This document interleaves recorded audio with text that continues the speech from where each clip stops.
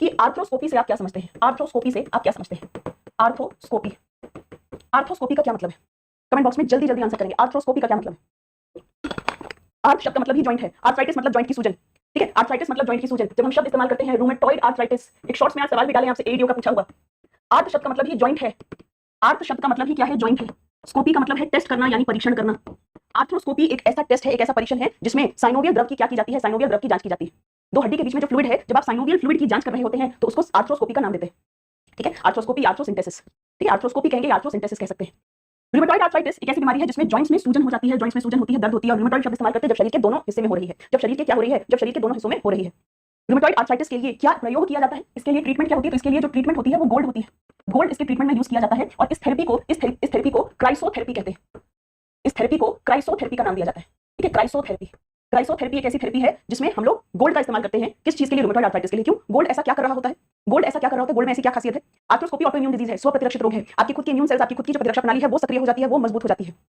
Gold क्या कर रहा होता है? उन्हीं सेल्स के साथ जाकर बाइंड कर जाता है, उन्हीं सेल्स के साथ जाकर जुड़ जाता है। मतलब एक तरीके से आपकी इम्यून सिस्टम को थोड़ा सा शांत करता है। आपके इम्यून सिस्टम को क्या कर रहा होता है? थोड़ा सा शांत कर रहा होता है, राइट? एईडीओ में पूछा गया सवाल है ये सवाल, एईडीओ का पीवाईक्यू है। नेक्स्ट पे चलिए, अगले सवाल पर चलिए। अगला सवाल फिजिक्स का सवाल है, स्टेटमेंट बेस्ड क्वेश्चन है, ध्यान से देखेंगे, आंसर करेंगे। क्या कह रहा है? इलेक्ट्रिक फील्ड लाइंस के बारे में देखिए और फ्लक्स के बारे में देखिए। फ्लक्स का मतलब क्या होता है? इलेक्ट्रिक फ्लक्स को फिजिक्स में हम लोग फाई ई से दिखाते हैं। फ्लक्स ये नापता है कि किसी खास एरिया में, किसी खास क्षेत्र में कितनी क्षेत्र रेखाएं पास हो रही हैं, कितनी इलेक्ट्रिक फील्ड लाइंस, कितनी क्षेत्र रेखाएं पास हो रही हैं। ध्यान रखिएगा, फ्लक्स का फॉर्मूला होता है ई डॉट ए या ई ए कॉस थीटा। जहां पर ई क्या है? जहां पर ई है आपकी इलेक्ट्रिक फील्ड यानी कि विद्युत क्षेत्र, और ए क्या है? ए है एरिया वेक्टर, और थीटा है दोनों के बीच का एंगल। थीटा है दोनों के बीच का एंगल। तो कह रहा है कि फ्लक्स ज्यादा कब होगा? फ्लक्स ज्यादा तब होगा जब ज्यादा क्षेत्र रेखाएं पार हो रही हैं, ठीक है? अब गौर से देखिए, अगर मेरी इलेक्ट्रिक फील्ड इस दिशा में है और मेरा एरिया वेक्टर उसके पैरेलल है। पैरेलल जो दो चीजें समांतर कब होती हैं? जब दोनों एक ही दिशा में हो। तो अगर ये दोनों पैरेलल हैं तो दोनों के बीच का एंगल, दोनों के बीच का कोण 0 हो गया। उस केस में मेरा फॉर्मूला क्या लगेगा? ई ए कॉस 0। ई ए कॉस 0, कॉस 0 का मान 1 होता है, 1 होता है, तो मेरा फॉर्मूला बन गया ई ए। यानी इस केस में फ्लक्स अधिकतम होगा। इस केस में जो फ्लक्स हो जाएगा वो कितना हो जाएगा? वो मैक्सिमम हो जाएगा, वो अधिकतम हो जाएगा। सही बात है। जब फ्लक्स और इलेक्ट्रिक फील्ड के बीच में, सॉरी, एरिया वेक्टर इसके बीच में 90 डिग्री का एंगल है, तब बताइए, तब उस केस में मेरा एंगल 90 डिग्री हो जाएगा और ई ए कॉस 90 का मान 0 हो जाएगा। तो इस केस में फ्लक्स 0 हो जाएगा, ठीक है? ए एरिया नहीं है, ए है एरिया वेक्टर। एरिया वेक्टर का मतलब क्या होता है? कभी भी किसी भी सरफेस से, किसी भी सतह से जो एरिया वेक्टर होता है वो बाहर की ओर निकलता है, वो परपेंडिकुलर होता है, लंबवत होता है और बाहर की ओर निकल रहा होता है। तो इसका मतलब है कि 1 2 3 तीनों की तीनों बातें सही है। फ्लक्स स्केलर क्वांटिटी है, ये भी ध्यान रखिएगा। जब हम फ्लक्स के बारे में बात करते हैं तो फ्लक्स दो वेक्टर से बन रहा है, दो सदिश से बन रहा है, और दो सदिश के साथ कभी भी कॉस लिखा हो तो उससे बनने वाली चीज हमेशा ही स्केलर होती है, यानी अदिश होती है। तो फ्लक्स एक अदिश राशि है, यानी कि स्केलर क्वांटिटी है।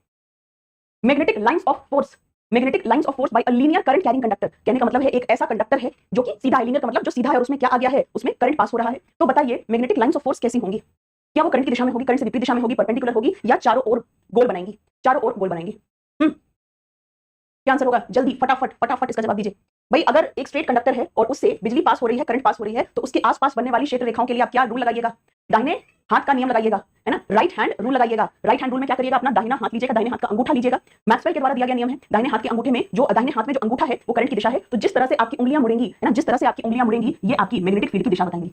हमेशा जो आपका थंब है वो क्या बताएगा? वो थंब करंट की दिशा बताएगा। अगर करंट ऊपर है तो थंब ऊपर, अगर करंट नीचे है तो थंब नीचे, ठीक है? इस तरीके से हम लोग क्या कर रहे होते हैं? मैग्नेटिक फील्ड की दिशा बना रहे होते हैं। तो